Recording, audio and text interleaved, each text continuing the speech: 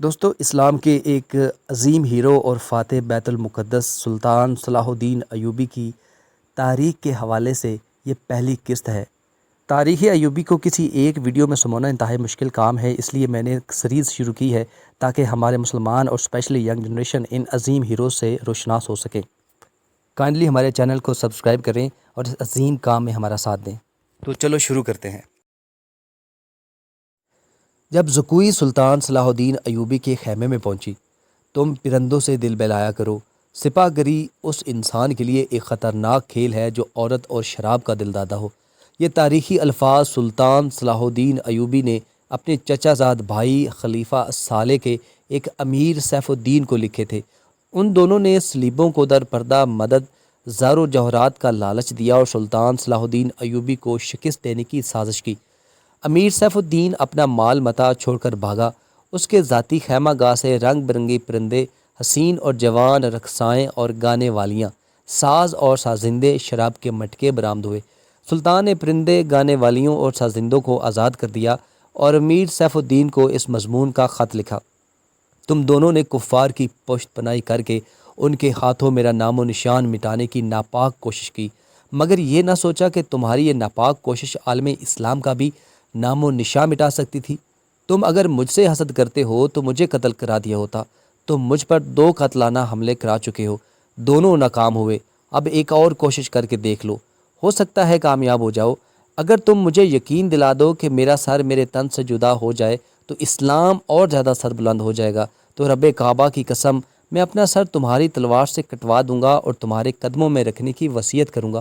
میں صرف تمہیں یہ بتا دینا چاہتا ہوں کہ کوئی غیر مسلم مسلمان کا دوست نہیں ہو سکتا ہے۔ تاریخ تمہارے سامنے ہے، اپنا ماضی دیکھو۔ شاہ فرینک اور ریمنڈ جیسے اسلام دشمن تمہارے دوست اس لیے ہیں کہ تم نے انہیں مسلمانوں کے خلاف جنگ میں اترنے کی شے اور مدد دی ہے۔ اگر وہ کامیاب ہو جاتے تو ان کا اگلا شکار تم ہوتے، اور اس کے بعد ان کا یہ خواب بھی پورا ہو جاتا کہ اسلام صفحہ ہستی سے مٹ جائے۔ تم جنگجو قوم کے فرد ہو، فن سپاہ گری تمہارا قومی پیشہ ہے۔ ہر مسلمان اللہ کا سپاہی ہے، مگر ایمان اور کردار بنیادی شرط ہے۔ تم پرندوں سے دل بہلایا کرو، سپاہ گری اس انسان کے لیے خطرناک کھیل ہے جو عورت اور شراب کا دل دادا ہو۔ میں تم سے درخواست کرتا ہوں کہ میرے ساتھ تعاون کرو اور میرے ساتھ جہاد میں شریک ہو جاؤ۔ اگر یہ نہیں کر سکو تو میری مخالفت سے باز آ جاؤ، میں تمہیں کوئی سزا نہیں دوں گا۔ اللہ تمہارے گناہ معاف کرے۔ صلاح الدین ایوبی۔ ایک یورپی مورخین لکھتا ہے کہ صلاح الدین کے ہاتھوں جو مال غنیمت لگا اس کو کوئی حساب نہیں لگا سکتا۔ جنگی قیدی بھی بے انتہا تھے۔ سلطان نے تمام تر مال غنیمت 3 حصوں میں تقسیم کیا۔ ایک حصہ جنگی قیدیوں میں تقسیم کر کے ان کو رہا کر دیا، دوسرا حصہ اپنے سپاہیوں اور غرباء میں تقسیم کیا، اور تیسرا حصہ مدرسہ نظام الملک کو دے دیا۔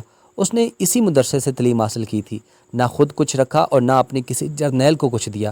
اس کا یہ نتیجہ ہوا کہ جنگی قیدی جن میں بہت سے مسلمان تھے اور باقی غیر مسلم رہا ہو کر سلطان کے کیمپ میں جمع ہو گئے اور سلطان کی اطاعت قبول کر کے اپنی خدمات فوج کے لیے پیش کر دی۔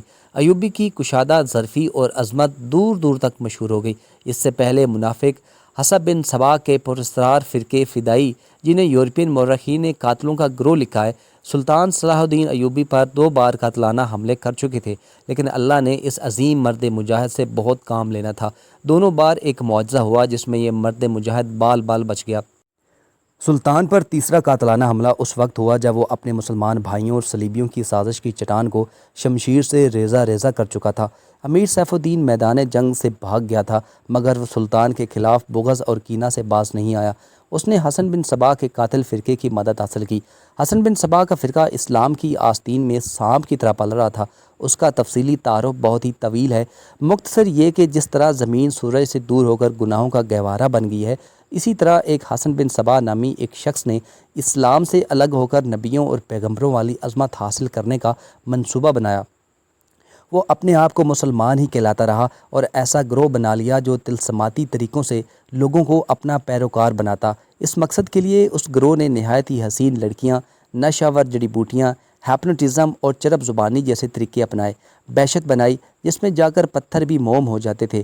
اپنے مخالفین کو قتل کرانے کے لیے ایک گروہ تیار کیا۔ قتل کے طریقے خفیہ اور پر اسرار ہوتے تھے۔ اس فرقے کے افراد اس قدر چلاک، ذہین اور نڈر تھے کہ بیس بدل کر بڑے بڑے جرنیلوں کے باڈی گارڈ بن جاتے تھے، اور جب کوئی پراسرار طریقے سے قتل ہو جاتا تو قاتلوں کو سراغ ہی نہ مل پاتا۔ کچھ عرصے بعد یہ فرقہ قاتلوں کا گروہ کے نام سے مشہور ہوا۔ یہ لوگ سیاسی قتل کے ماہر تھے، زہر بھی دیا کرتے تھے جو حسین لڑکیوں کے ہاتھوں شراب میں دیا جاتا تھا۔ بہت مدت تک یہ فرقے اسی مقصد کے لیے استعمال ہوتے رہے۔ اس کے پیروکار فدائی کہلاتے تھے۔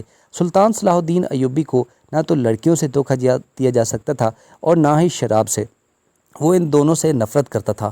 سلطان کو اس طریقے سے قتل نہیں کیا جا سکتا تھا۔ اس کو قتل کرنے کا یہی ایک طریقہ تھا کہ اس پر قاتلانہ حملہ کیا جائے۔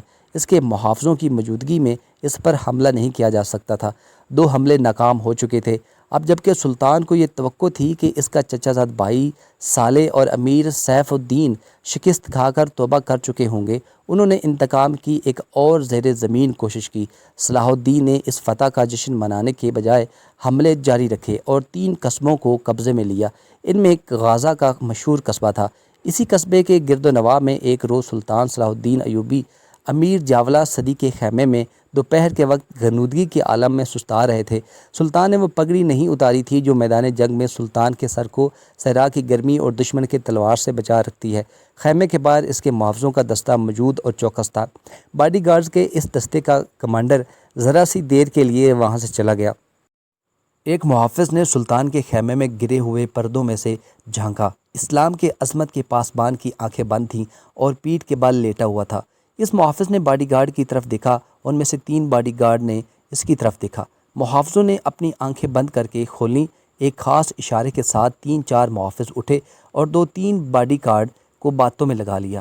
محافظ خیمے میں چلا گیا اور خنجر کو کمر بند سے نکالا، دبے پاؤں چلا اور پھر چیتے کی طرح سوئے ہوئے سلطان صلاح الدین ایوبی پر جست لگا دی۔ خنجر والا ہاتھ اوپر اٹھا۔ عین اسی وقت سلطان نے میرے پیارے دوستوں، ویڈیو کو لائک کر دیجیے گا اور چینل کو سبسکرائب کر دیں، کیونکہ آپ کا اس سے تو کچھ نہیں جاتا لیکن ہماری حوصلہ افزائی ہو جاتی ہے، کیونکہ اس ویڈیو بنانے پہ بڑی محنت ہوتی ہے۔ بہت شکریہ۔